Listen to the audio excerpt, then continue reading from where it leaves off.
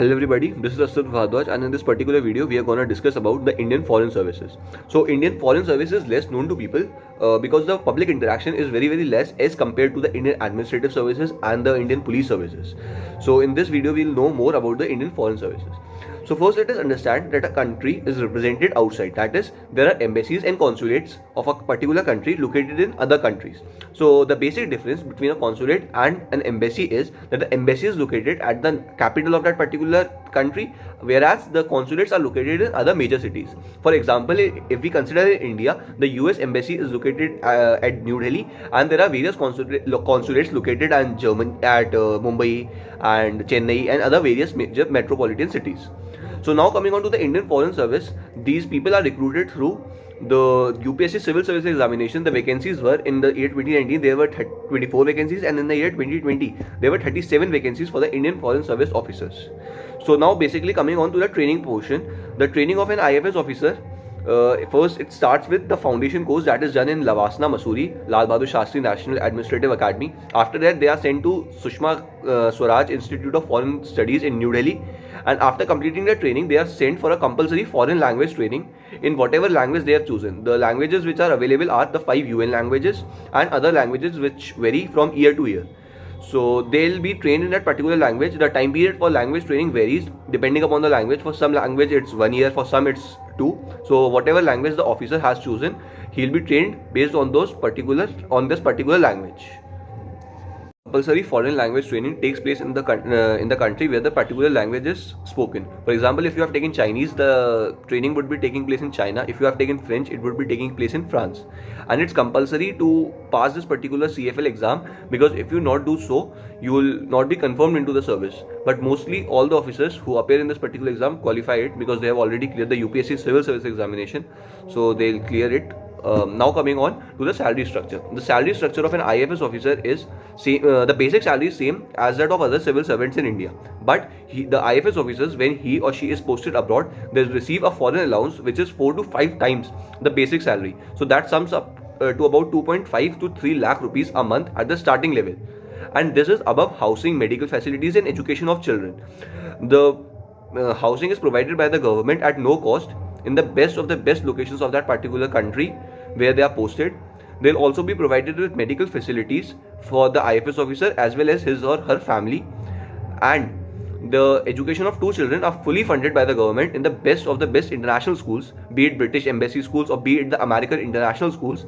And the IFS officers don't have to pay for that particular education. It's completely free of cost. The government provides for that.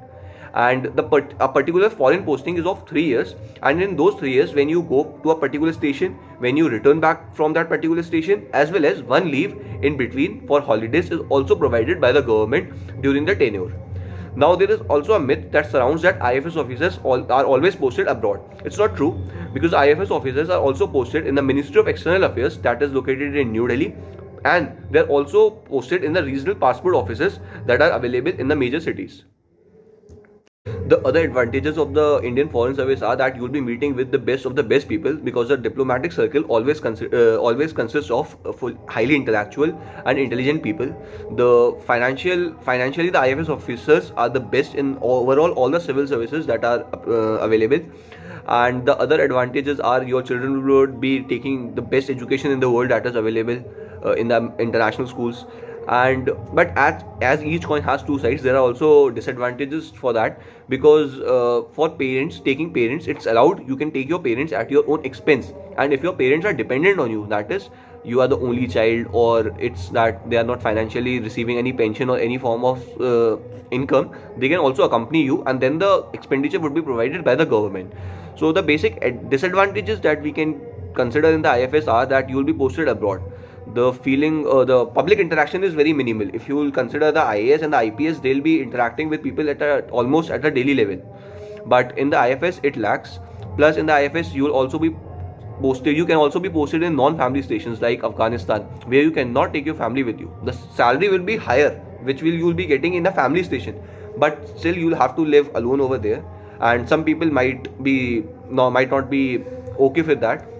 And if you want that particular feeling that there should be gunners with you, there should be a blue beacon car with you, that is available in the IAS, then it would also be lacking in the Indian Foreign Services.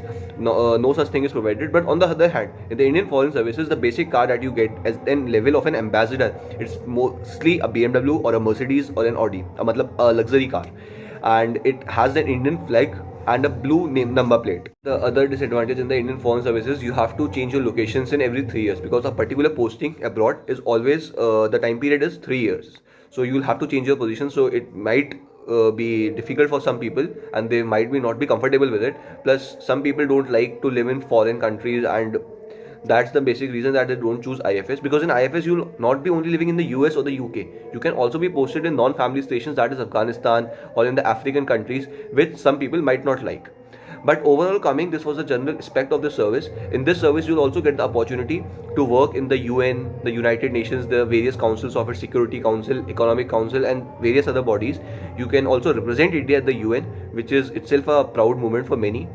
Now coming on, it's a personal choice that you can choose IFS, and it has its own advantages and disadvantages, which are available in all the civil services of India. That there might be advantages also and disadvantages too. Now, some of the most popular officers of this particular service are the current Ministry of External Affairs head, that is the External Affairs Minister of India, Mr. Dr. S. Jaishankar. He is also an IFS officer. And the Deputy NSA, National Security Advisor, that has been appointed newly, Vikram Misri. He was also the ambassador of India to China earlier than this, and now he has been given this new responsibility. And these are some of the IFS officers who have done wonders in their particular field.